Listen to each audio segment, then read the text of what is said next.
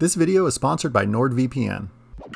In the last episode, we began our epic trip from Los Angeles up to the Gorge Amphitheater in Central Washington to see Dave Matthews Band for 3 nights of an awesome camping concert weekend. On the first leg, our youngest didn't feel well. What? So we diverted to a nearby airport. We like to cancel IFR and stay on with you VFR and divert to Lima 17, Taft, Kern County. We got a passenger not feeling too well. But after some confusion about whether the runway was open or closed, Might not be able to land here. we ended up diverting again to Bakersfield Airport. We found a quiet place for her to rest and waited until she felt better. At this point, we've only flown about an hour and 45 minutes out of the 8-hour trip. So we've got a long way to go and some time to make up, and lots of challenges to overcome. First, we'll need to stop again for lunch and a bathroom break at Red Bluff, California. Yeah, flight following, we're going to Red Bluff, which is Romeo Bravo Lima at 9,500. 1 Bravo Whiskey. November 631 Bravo Whiskey, wind 3006, runway 30 left, clear for takeoff. Clear for takeoff, 30 left, 1 Bravo Whiskey. Good, everything's good. Bakersfield departure, Cherokee 631 Bravo Whiskey, 2,300, climbing 9,500. November 631 Bravo Whiskey, Bakersfield departure, radar contact. And that was kind of a rough start to the trip, but we are on our way to the Gorge. 3 nights of shows for Dave Matthews Band at the Gorge Amphitheater in Central Washington. Dave Matthews Band is known for their improvisation, and that would continue to be a theme on this trip for us, and as you'll see near the end of this video, for the band themselves in a very unusual way. So I am super excited about this trip. For Dave. I've been a huge fan of Dave Matthews Band, and so is Poppins over here. She was the OG fan back in '93, seeing Dave at the bars around the South when the band was just starting out. We used to go to shows all the time. The girls have never been, and I think we took a break from these shows it's been a few years. I want to say it's been like 5 years. I think it's time. I think we're ready to introduce them to like the awesomeness that is Dave Matthews Band live concert experience. So any other Dave fans out there, hit me up. The shows are always so much fun. They're at the Grammy Museum right now, so... Oh yeah, to get ready for this trip, we took the girls to the exhibit at the Grammy Museum in LA. I think they enjoyed it. I loved it. I thought it was so cool. Skyrat, why don't you tell them what I did to you guys to get ready for these shows? Not to us, but for us. Skyrat, why don't you tell them? So every day, you sent us 1 or 2 songs from Dave Matthews, and with like a little like blurb or like explanation of like the significance of the song, what it was about, or when it was written, what the dynamics of the band was like then. And yeah, it was really cool. We got kind of like a whole history of the band. We studied for the concert. Yeah, they totally got like all prepped up and studied Only up. SoCal Monkey would make his kids study for concert. Aside from being raised on the music, I also re-listened to all of that music in the span of like 2 months. So yeah, we got these tickets back. It was a lot of Dave, but Dave is good, so it was fine. I was just really looking forward to sharing our love for this music with the girls, especially since Skyrat's going off to college in the fall, and opportunities like this are bound to be more limited in the future. You'll see later in this video how things don't turn out exactly how we had hoped or expected. Just looking ahead, I'm trying to debate whether I should go the coast and around the fires and TFRs to the west, or stay in the valley in the central hill, go by Shasta on the east side of the TFRs. Just a couple months earlier, we had a really rough experience flying this same route due to some smoke from wildfires. The girls got hypoxic and we were trapped above the smoke layer. So with the fire still burning, avoiding the smoke was on my mind. I learned a lot from that last experience and discovered some new flight planning tools, including this fire and smoke map, which really let me visualize the smoke conditions. The wind is kind of coming from the west to the east, so I think the smokier area is going to be this more direct route. I was initially planning on going over to the coast, but the coast has much fewer airports. It's a lot more rugged terrain over there that I've got to cross, and those airports are overcast 400 feet. So I don't love the emergency options there. So I'm looking ahead, and I think we might be able to be above the smoke at like even 8,500 or 10.5. As we get closer, I'm going to see, but we might just choose that, because in an emergency descending through like a little bit of smoke, if it's not too thick, we'll take a look at it. Might be better than trying to shoot an approach to like, 400 feet or minimums on an ILS. not a lot of options over there on the coast. There's more airports the central way. It's more direct, so better for fuel planning and maybe better overall. We'll see. This is one of the reasons I love flying so much. It's always a complicated problem with no clear answer, and analyzing all the options with so many considerations, factors, and outcomes is lots of fun. I always try to gather as much information as possible to make a decision. Yeah, hi, Rancho Radio, Cherokee 631 Bravo Whiskey. I was just wondering if you have any pilot reports about smoke tops north of Redding, California, on the way up to like Medford, Oregon. November 631 Bravo Whiskey. I do not have any pilot reports at all for the tops of any of that smoke. Are there any other airports that are reporting an overcast layer because of smoke? Over. November 631 Bravo Whiskey, negative. Everyone's clear below 12,000. Of course, there's still the air mets for the IFR and the mountain obscuration because of that smoke. Advise if you need details. You can see the smoke up here, and I don't think it's much better over there. 7994 go. Looking ahead, it was hard to tell if we would top the smoke, and I was still weighing options between a coastal route and a central route. But it was time to descend for our lunch stop. What's up, future Eric here, and I'm just traveling here on a work trip commercially through LAX, and I'm in a lounge. I'm in one of these cubicle things, and I guess it's just a quiet place to get some work done. So I'm gonna hop on my iPad here, join up on the Wi-Fi, and get some work done. This is a great opportunity for me to tell you about this awesome service I use that I think is essential when you're traveling in your plane or traveling commercially, and that's a virtual private network by NordVPN.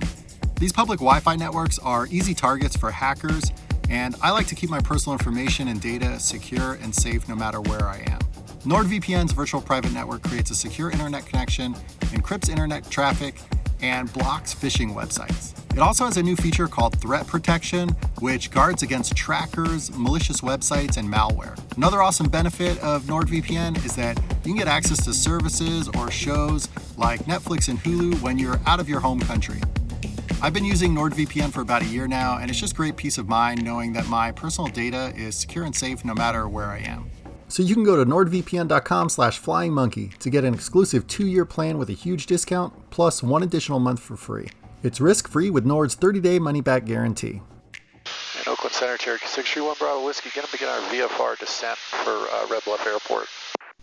And November 1 Bravo Whiskey, 1 Bravo Whiskey, traffic moving from your right to left, 12 o'clock, maybe 11:30 or so now, still east, south indicates 3,500. Yeah, we got them in sight now. Thank you so much. 1 Bravo Whiskey. Bravo Whiskey, I appreciate it. And advise you get the airport in sight. Will you help me? There's an airplane over here. Got to keep an eye on him. It's hard to spot. He's just off the left wing here. Do you see him? Like a black dot. He's flying the same direction. We're going a little bit towards him. Oh yeah, 1 Bravo Whiskey's got the airport in sight.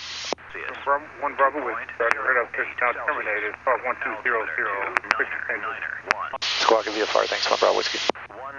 Red Bluff Airport traffic, Cherokee 631 Bravo Whiskey is about 7 miles to the southeast, and descending out of 2,200. We're going to enter a right downwind for runway 15. Red Bluff. Red Bluff traffic, Skylane 919. We're 7 miles to the south, and we're doing the RNAV for runway 33, Red Bluff. And we're at 2,300 coming through 2,000 feet. Yeah, Red Bluff traffic, Cherokee 631 Bravo Whiskey. We've got you in sight off our 6 o'clock here. You see us in front of you? We have you in sight, Manor. Flying in the same place. Yeah. Full traffic, Manor. So it's going to be a low approach for 33. In case you missed that, we were planning on entering a right downwind for runway 15 as the winds favored landing that runway. But another aircraft behind us was on a practice approach for runway 33, the opposite runway. And they were planning on doing a low approach, which means they would be overflying the runway and continuing on the opposite direction as our final approach. This was a perfect setup for a head-on traffic conflict. Red Bluff traffic, Cherokee 631 Bravo Whiskey is entering a 45 to the right downwind for runway 15. Red Bluff at 1,500. Red Bluff traffic, Cherokee 631 Bravo Whiskey. The airplane is doing the straight in on runway 33. You're doing a low approach. What are you going to be doing? I'm landing runway 15 for the winds. Now we're practicing doing some instrument training. We're just going to do a low approach 33 departing area to the northeast for 9 or will be out of your way. Okay, cool. So yeah, you'll do a low approach and make a right turnout. Shouldn't conflict with my right downwind and right pattern traffic for runway 15. Thanks, Red Bluff.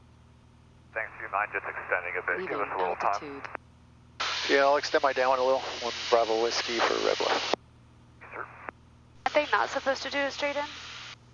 He's doing a practice, instrument practice approach. I mean, That's the person that was behind us?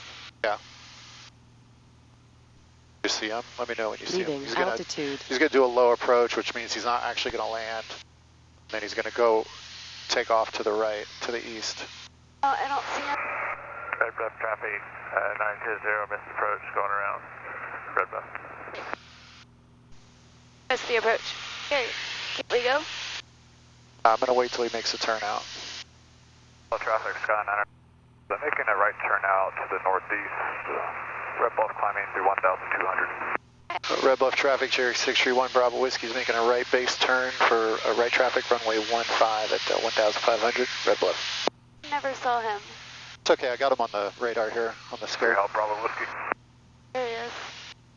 Red Bluff traffic, Cherokee 631 Bravo Whiskey is turning final. Runway 15, right traffic, Red Bluff. Leaving altitude. Red Bluff traffic, Skyline 900. Departing the area now to the east. Last call, Red Bluff climbing 1,700. All right, guys, got your seatbelts fastened. Check. Cool. Red Bluff traffic, Cherokee 631 Bravo Whiskey is on a short final. Runway 15, Red Bluff.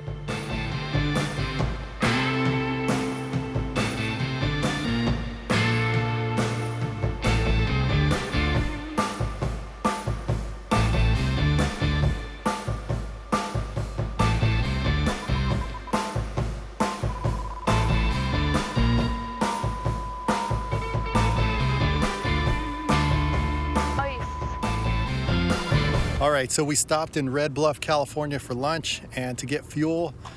Hopefully this will be the last leg up to the gorge.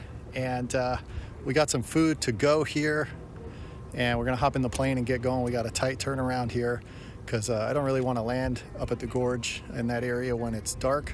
So just trying to beat the light. Got about another 4 or 5 hours of flying and hope everything goes well. Just a little nervous about the smoke here.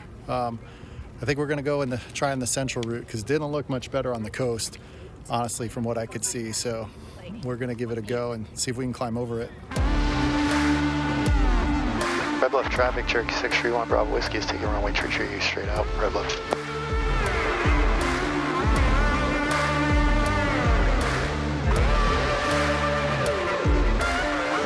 Immediately after takeoff, we encountered some more traffic conflicts.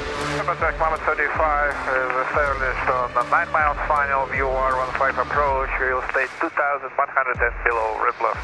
Red Bluff traffic, citation 682 goes 9 miles to the south on the VOR, or correction, RNAV 33, practice approach, Red Bluff.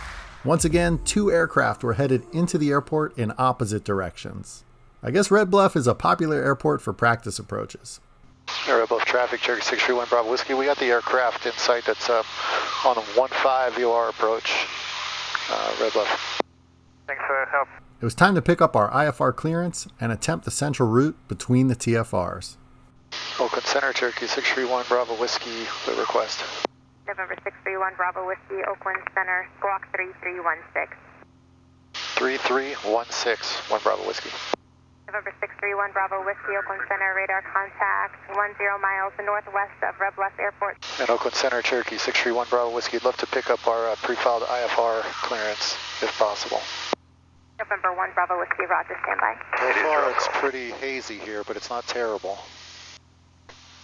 November 631 Bravo Whiskey, you are cleared to the Echo Alpha Tango Airport via direct Mike Oscar Golf, then as filed, climb and maintain 1000. Cherokee 631 Bravo Whiskey is cleared to Echo Alpha Tango, direct Mike Oscar Golf, then as filed, climb maintain 11,000. Guys in the back, now's a good time probably to start your oxygen because we're going up to 11,000. Okay. Just want to make sure you guys feel good. Thank you, Daddy. Because of our bad experience during the last trip on this route, we borrowed a friend's 2-place oxygen system. This was before we bought our own 4-place mountain high oxygen system. You can check out my complete review video on this channel to see how it changed the game for our family flying. We're traveling up here the central route. I thought we were going to go on the coast, but because it's socked in, I chose the central route and worried about the smoke, but we're here at 9,000. We're going to climb to 11. Looks like we're almost getting on top of this. I still have ground contact, and it hasn't been too bad, so this is actually working out pretty well. I'm not going to lie, I was partially influenced to pick this more direct route and gamble with the smoke because we had big time setback. Going around would cost us a lot more time, and then I weighed the risks of like, you gotta land closer to sunset or dark, risk that, landing in like sort of a little bit like mountainous hilly terrain in an unfamiliar area, or just gambling with the smoke here a little bit and doing it IFR. So this is working out, but yeah, it was definitely partly the decision because it's going to be quicker, but also the coast being socked in was a big one. I don't like the idea of the only option for an emergency landing is having to shoot an approach to minimums. Like 400 feet overcast is like the only airports in that area over there on the coast. I didn't really like that idea, so this way I think is working out so far. So I think we're over the worst part here, and but now it's really starting to smell like smoke. Still have ground contact, and definitely a good thing we're on an IFR flight plan here.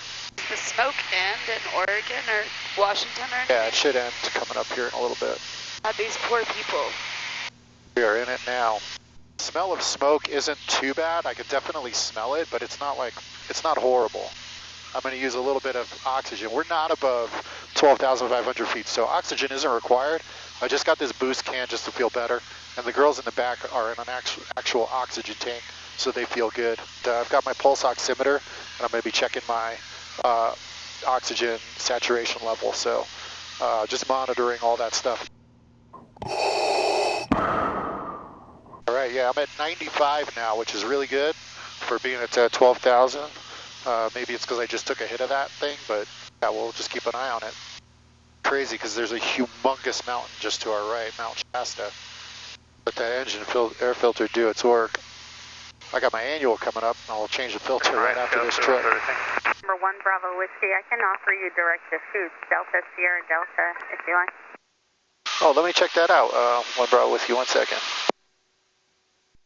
Seattle Center, Cherokee 631, Bravo Whiskey. We will accept direct to chutes, Delta Sierra Delta. November 1 Bravo Whiskey, clear direct to chutes.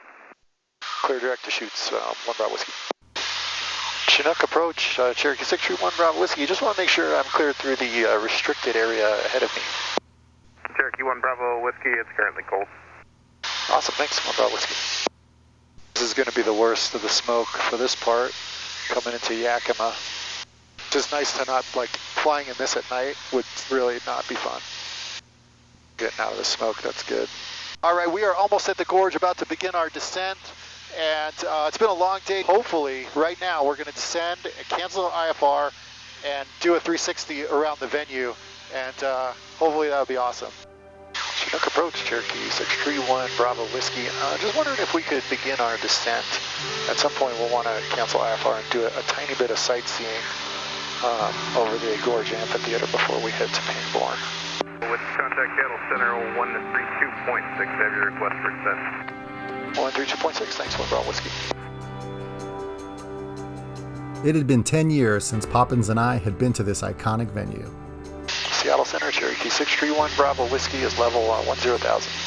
And ever since the girls were babies, I dreamed of sharing the Dave Matthews Band concert experience with them. 631 Bravo Whiskey, Seattle Center, cross Clinch at or above 6,000, cleared approach to Winnacks Airport. Okay, thanks. Leaving 10,000 down to 6,000, and we're clear for the ILS Zulu to Queens 1 Bravo Whiskey. From the moment I got my pilot license, I fantasized about flying up to the Gorge for a DMB concert weekend. Oh, I see a bunch of RVs heading that way. Oh, that's so funny. That's going to be us. Yeah, Seattle Center, Cherokee 631, Bravo Whiskey. I'd like to cancel IFR at this time. Cherokee 1 Bravo Whiskey, IFR cancellation received. Maintain VFR seeker beacon code and stay with me for flight following. Keeping the code, staying with you. We're just going to do 1 360 over the gorge and then head to the Pangborn 1 Bravo Whiskey. Bravo Whiskey, roger. And it was finally about to happen. Yeah, I can see the stage there. Whoa. So that's where we're going, guys. You can see it's like totally in the middle of nowhere, and the backdrop of the stage, you end up looking that way up at the whole river, up the river and at the gorge. Isn't that cool? That's so cool. I think I never thought that we would go this way. Yeah. Descend pilot.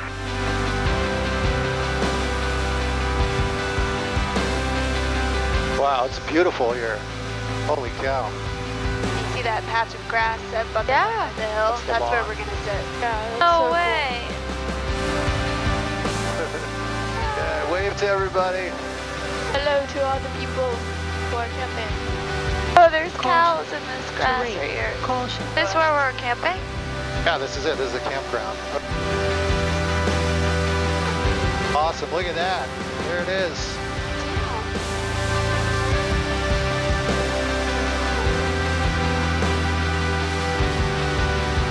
We're going to be there. Woohoo! This is so awesome. Snooking at the gorge. Guys, that was amazing. I've been dreaming of that for a long time. Despite a long day of flying with a few setbacks, I was super energized to land at Wenatchee and pick up our rented RV. I was really hoping the RV owner would be there at the airport when we landed. Look at this, we're flying right up the gorge, man, right over the river. Wenatchee Pangborn Memorial Airport. Wind 140 at 03. Visibility 10. Sky condition clear. Wow, this is beautiful. Wenatchee Pangborn, Turkey 631, Bravo Whiskey. Who's entering a right downwind for runway 12. We're just about almost at the approach end of runway 30 right now, entering this downwind. And we're at 2,300 Wenatchee Pangborn. This is really pretty. Like you just like take off and like fly right into the gorge, right into the Columbia River.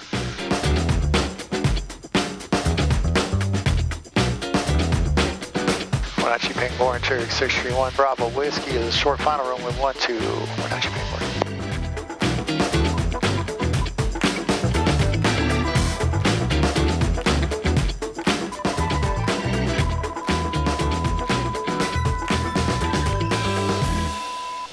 All right, we landed at Wenatchee Pangborn. Got checked out on the RV and gonna be loading some stuff in right now to the RV and get going over to the campground.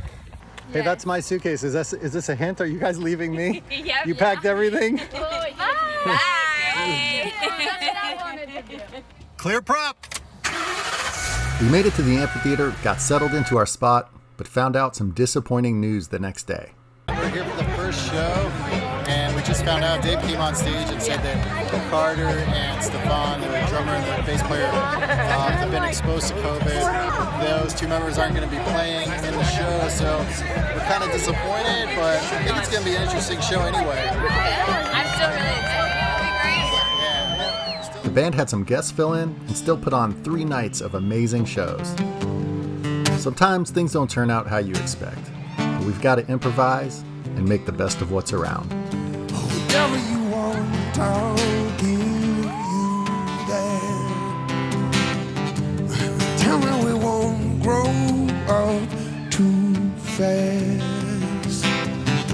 Let's make believe it's gonna last forever. Don't seem long enough. Forever don't seem long enough. Forever don't seem long enough.